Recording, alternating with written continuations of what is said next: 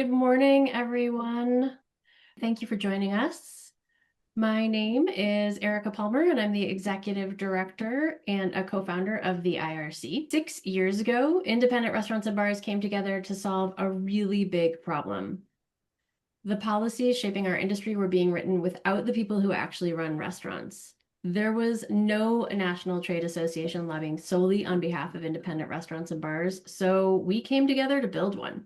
But today really isn't about looking backwards. Today is about where we are right now. And the truth is that this moment is pretty damn hard. Many of you are still carrying debt from the past few years. Costs remain high: food, insurance, labor, rent, and at the same time, diners are feeling their own financial pressure, which means fewer people are going out. In some ways, the challenges restaurants and bars face today are as difficult as they were in 2020. They're just quieter. So today's call is about acknowledging that reality and also reminding ourselves that independent restaurants and bars have something really powerful: each other. When we organize, share information, and advocate together, we can create real change. We have an incredible group of change makers joining us today. Molly Arani, co-founder of Chepani Restaurant Group and newly published author of Service Ready. She's joined by board members Bob Bennett, the chef of Zingerman's Roadhouse, Cody Bates, owner of Bates Co., Stella Denig, owner of Day Trip Counter, Dan Jacobs, the chef owner of Dan Dan and Esther Ev. And we'll close today's call with IRC founder Bobby Stuckey, who is co-owner and master sommelier of Fresca Hospitality. We are going to talk briefly about what restaurants are facing, the policy work happening right now, and how people can get involved. And we'll have time later in the call for your questions. Let's get this started with Molly. Hi, everyone. Hello. Thank you so much for having me. What a treat to see all your faces this morning. I love what you said, Erica, about how one of our most powerful resources is each other.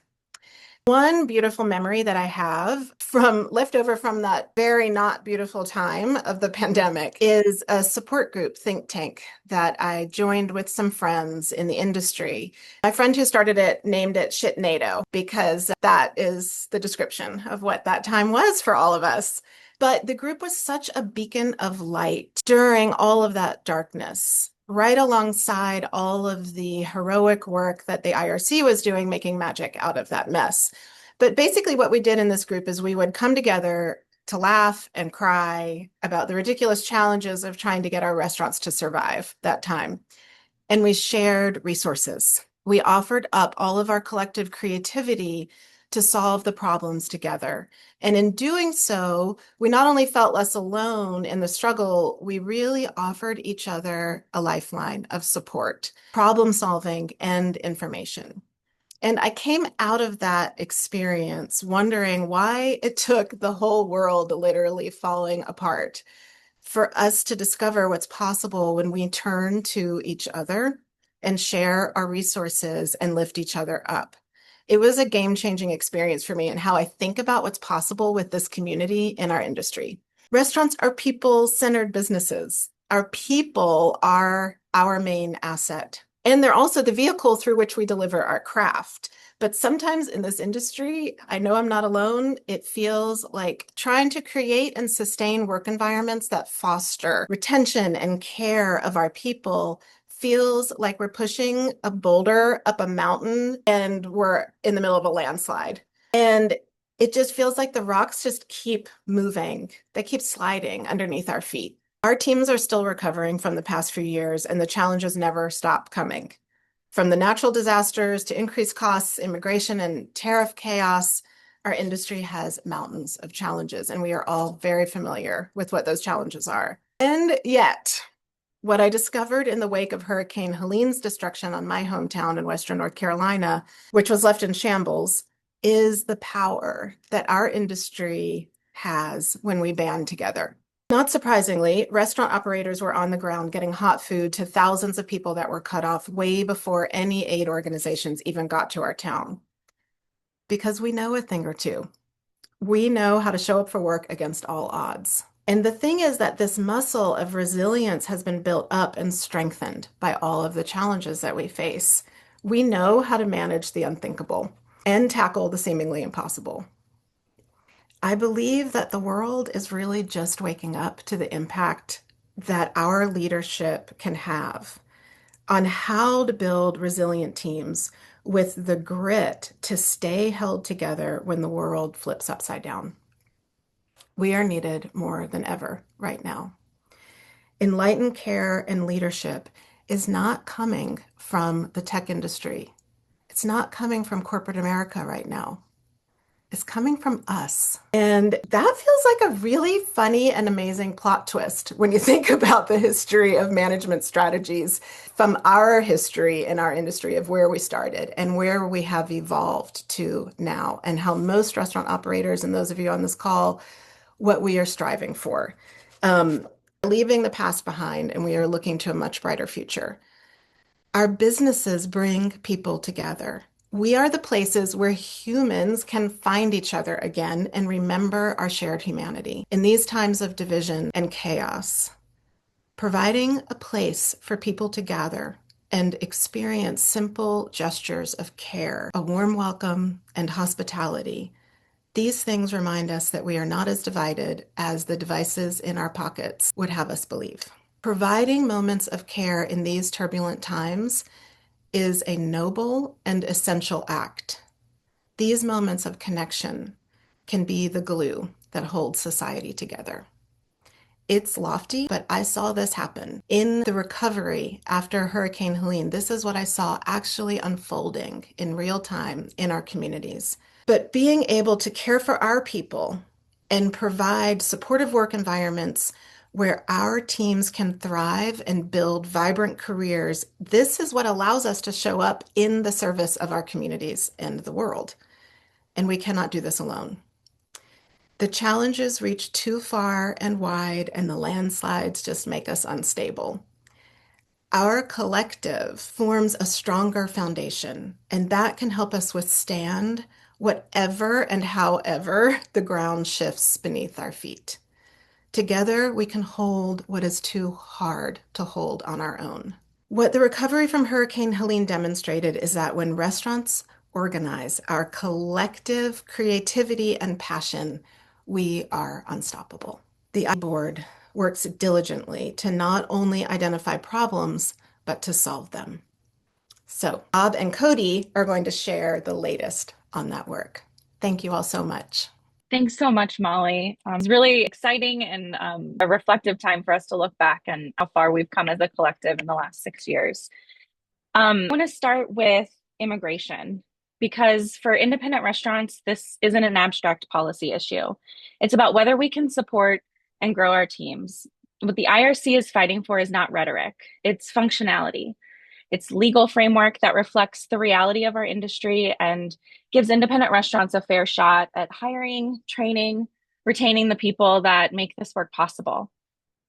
Independent restaurants rely on immigrant workers at every level of the business, but the legal pathways available to hire and retain people are outdated, slow, and in many cases simply don't reflect how restaurants actually work. The IRC's immigration priority is focused on practical reform, including more workable legal pathways for year-round restaurant jobs and recognition that culinary and hospitality workers are skilled professionals, not easily replaceable labor, which is why the IRC is tackling this challenge in 3 ways. We are working in partnership, as many of you, with ABIC in support of the Dignity Act. We are also asking that the Department of Labor recognize food and hospitality professionals as skilled workers. Culinary and service careers demand expertise, precision, and leadership developed through years of hands-on experience and industry certification. Not only formal academic degrees, but reclassifying these roles as skilled occupations would reflect the true nature of the work that we all do. And it would open visa pathways that currently exclude most hospitality professionals and help stabilize a vital sector of the American workforce. And thanks to the support and creativity of members in the coalition that have engaged with us on this work, I have the privilege of sharing today with you that we are proposing a new Food Service Workers Visa, FSW visa, that would create a new legal pathway for the essential workers who make restaurants function every day. from dishwashers and prep cooks to line cooks, bakers, managers, and front of house support staff. Unlike many existing visa programs, which are designed for either highly specialized professionals or seasonal industries, the FSW visa recognizes that restaurants rely on year-round teams across a wide range of roles. The program would allow workers to come to the United States with a job offer from a qualifying employer, prioritizing small independent restaurants, and work legally in food service positions without requiring formal education. The goal is to create a practical system that reflects the real structure of the restaurant industry while also ensuring basic safeguards such as background checks and workplace safety training. A key feature of the FSW visa is labor mobility and long-term stability for workers, and strong labor protections requiring employers to pay prevailing wages, prohibiting recruitment fees or exploitation, and protecting workers from retaliation. The FSW visa is designed to address persistent workforce shortages while also protecting both workers and the integrity of the restaurant labor market. We are a long way from this proposal, reality. It's going to take many hours of calls, meetings, and engagement, and we hope you'll keep your eyes peeled for opportunities to support this work. There's another issue I want to talk to you all about, and that is swipe fees and the Credit Card Competition Act. For most independent restaurants, credit card fees are no longer some minor cost of doing business. They've become one of the most frustrating examples of how money quietly leaves our businesses with every transaction. The IRC is supporting the Credit Card Competition Act because the current system is dominated by a number of major networks with very real competition. This bill is meant to inject competition into a system and help lower processing costs for merchants. As someone from Kansas, I want to note that Senator Roger Marshall is one of the lead Senate sponsors of this bill alongside Senator Dick Durbin. That bipartisan leadership matters. This should not be a partisan issue. It's a small business issue, a competition issue, and a fairness issue. Restaurants live on tiny margins. We all know this. So when we talk about swipe fees, we're talking about real money that could otherwise go towards wages, repairs, benefits, ingredients, or just keeping prices from rising even faster for our customers who are already stretched really thin. And that's the through line through all of this. Us independent restaurants are trying to do right by our teams, by our communities, and in an environment where a lot of times these rules make it harder, not easier. That's why the IRC is working on these issues. So the people who actually run restaurants are not shut out of the policy conversations shaping our future. I think Bob's going to share a little bit more of some of the policy work that we're working on. Thanks, Cody. Good morning, y'all. Excited to be here and talk to you all about this. I want to go with childcare because this is one of the issues that people sometimes think of as being separate from the restaurant policy and industry, but it really isn't. If you run a restaurant, you know this issue for most of our workforce. Restaurant jobs don't fit neatly into a 9-to-5 schedule. We work when many others don't. And when childcare is unaffordable, unavailable, or it doesn't match those hours, it becomes much harder for people to stay in the industry. The IRC has clearly been making that a case. Childcare access is essential to workforce stability in restaurants. There were some meaningful childcare policy wins in 2025 that we wouldn't be talking about if it weren't for the great work of our friends at the First 5 Years Fund. First off, the Child and Dependent Care Tax Credit, which will allow lower income families to claim up to 50% of qualifying childcare expenses, an increase from the previous 35% cap.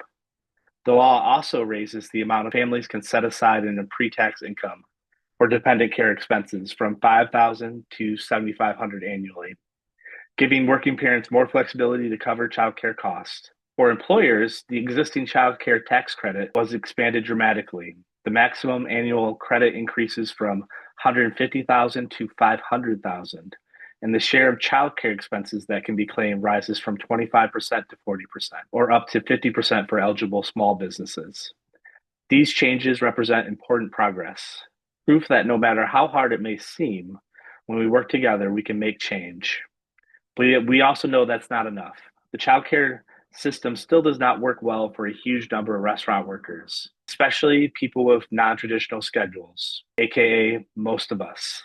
The IRC's childcare platform continues to call for stronger federal support, including more meaningful improvements to those tax provisions and protections and expansion of broader childcare funding programs. This here is a good example of how the IRC works. We push for concrete wins, we recognize progress when it happens, and we stay in the fight because the problem is not solved. The second issue I want to talk about is the service charge tax fairness. The IRC has been advocating for tax and regulatory changes so that the service charges used expressly for employee compensation are treated more like tips for tax purposes. The coalition has argued that the current system penalizes restaurants that move to a service charge model in order to create more stable and equitable compensation systems, especially for the back of the house workers who are excluded from traditional tipping structures. And this issue gets at something deeper than tax treatment alone. Restaurants across the country are trying to find compensation models that are fairer, more stable, and better suited for how teams actually function. Service charges are one of those tools some operators are using to do that. The IRC's position is not that every restaurant should look the same. It's that restaurants should not be punished by the tax code for trying to build compensation systems that work better for their teams. At the same time, we also know there is more work to do. Even if we make progress on service charge fairness, the broader conversation about restaurant wages is not over. The IRC has said publicly that wages are one of the industry's most persistent challenges and that the coalition wants to engage in larger discussions around sensible compensation approaches that support both workers and independent operators. That's important because there is no single policy fix that resolves every pressure our restaurants are under right now. But there are practical, meaningful steps that can make the industry more workable, more equitable, and more sustainable. And that is the work the IRC is committed to, and will need your input to do it. There are only a few These are only a few of the issues that we're working on. The IRC is also pushing back on the predatory practices of some delivery platforms, fighting the bot-driven resale of restaurant reservations, and confronting the anti-competitive consolidation in the meatpacking industry, which we know drives up the cost of proteins our guests expect to see on our menus. It's a lot. And none of this work happens without the support and participation of restaurant owners and allies across the country. That's what makes the IRC possible, getting voices, much like your own, to the table. And that's why building this community matters so much. I'm going to pass it over to Stella, who will share more on that. Thank you. Thanks, Bob. So Cody and Bob talked a bit about some of the policies that we're working on, but there's so many, as Bob just finished with. And I just want to talk a little bit more about membership. I think most people on this call understand that we as independent operators are used to solving all of our problems on our own. The walk-in fixes, when you train a new cook, there's something challenging that happens on shift, and we just have to respond and figure it out. I have had to figure that out on the fly most of the time, and haven't always been well resourced. But the challenges, specifically like the issues that Bob and Cody just talked about, really can't be solved by any one restaurant alone. They absolutely require a collective effort and a national voice, and that's what the IRC is here to do. Membership really helps sustain that work. We are member run, and so we could not exist without membership. The advocacy we're doing in Washington, the research that helps policymakers understand our industry, and organizing independent restaurants so we can show up together when decisions are being made. And I just want to touch on that for a second because I've seen firsthand now through the IRC how our voices really matter.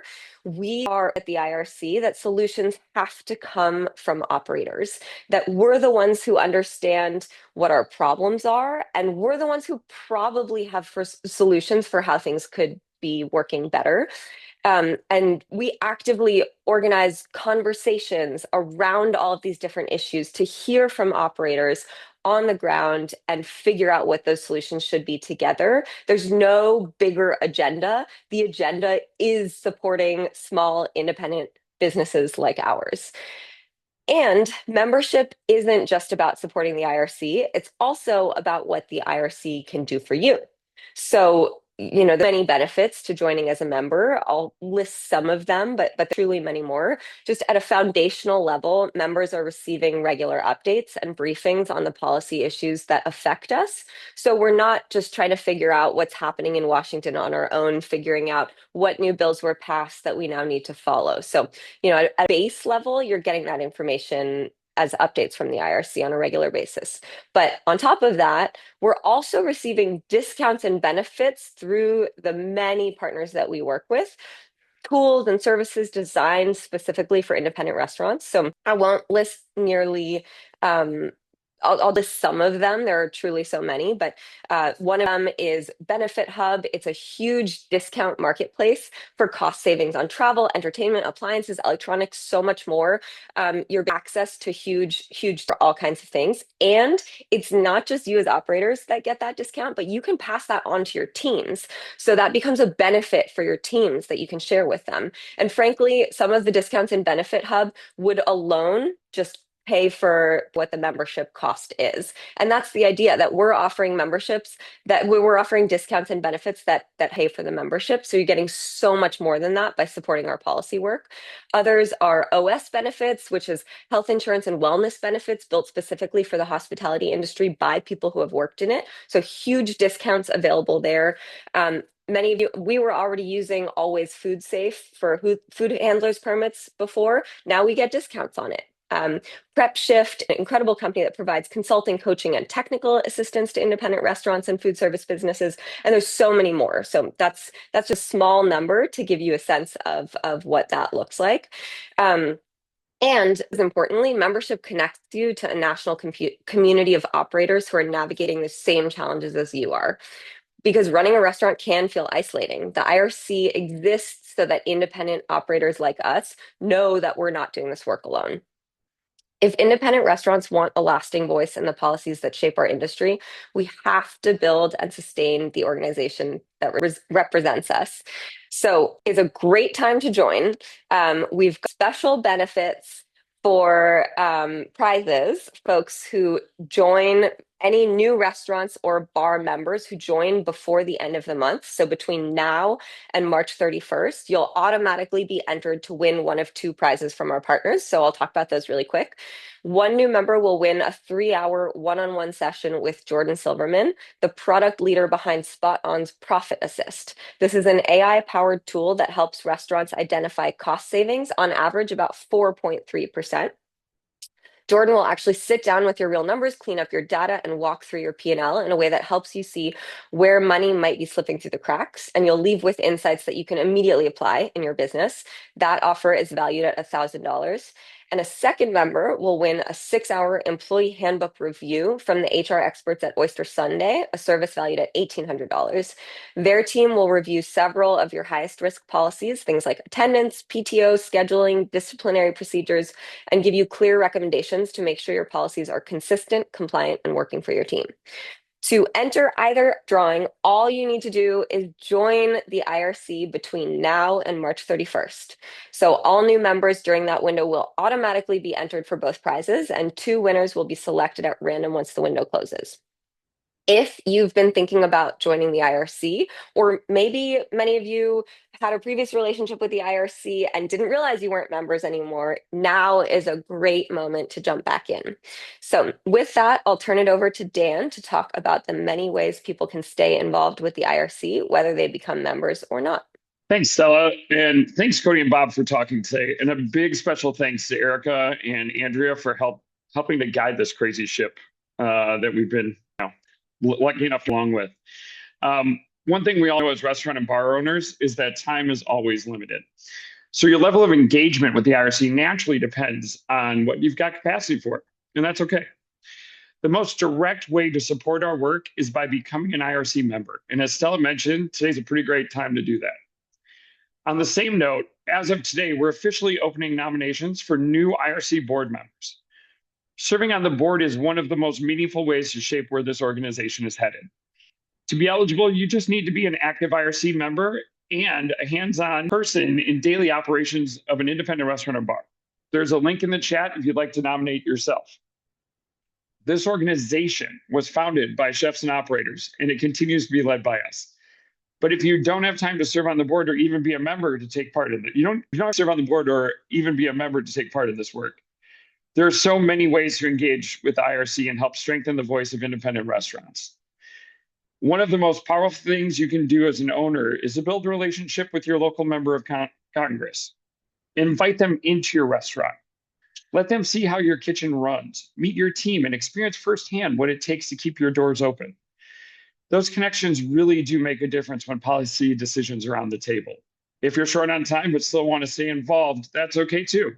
You can respond to action alerts, share IRC updates with your network, or participate in our surveys. Those responses give policymakers real-world insight into what's happening in restaurants just like yours.